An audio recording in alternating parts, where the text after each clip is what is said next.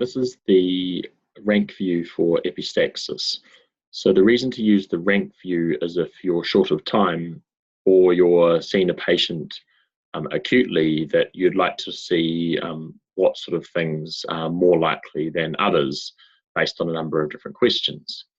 So the rank view is similar to those that have previously used diagnostic dashboards before, but it just is set up on a computer or on a cellular phone. So if you're using a cellular phone, it naturally will fit to the screen, the rank view. If you're on a computer, it will naturally default to this. Still has the same sort of way that it's organized. Epistaxis is the name at the top there, and as you see when you hover over there, you can actually link through to the medical school condition link for epistaxis. Still got the color coding there. Red is high morbidity, orange is medium, and green is low. And you've got a number of diseases to display here, which you can change. Now, for epistaxis, there's not actually a lot of causes, but that usually will start at 20, and you can change that. Now, as usual, we have a number of different age brackets here, and obviously with different age brackets, you have different causes. And for the little ones, if an epistaxis, there's a shorter list of things which cause it compared to others. So if you put it on over 65, it actually increases. Now, obviously, in epistaxis, there's probably not a lot of difference between males and females, but actually the onset of symptoms of epistaxis will change things as well. And so putting that into the mix too. It suggests different history questions here. So is it sudden onset of epistaxis? Do they have fevers as well? Have they had trauma to the nose? Have they got pain and respiratory tract symptoms? Now, some of these increase the likelihood, so therefore sudden onset, those that are sudden onset will move to the top.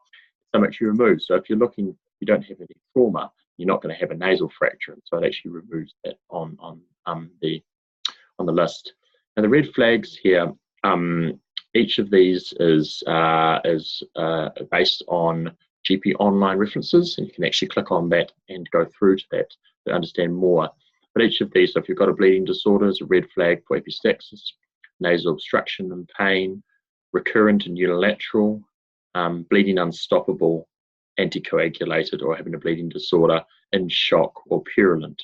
So for all those that do have red flags, those presenting complaints, they will have one of these red flags set up for them. And we've got here also the past medical history where relevant, recent procedures, medication change, hypertension history. So obviously if someone's got a history of hypertension will become much more likely.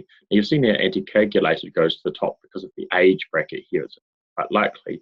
But if the person is not anticoagulated, it removes that. So obviously some of these are specific questions and some of them are sensitive questions. And there's a number of things down here as well.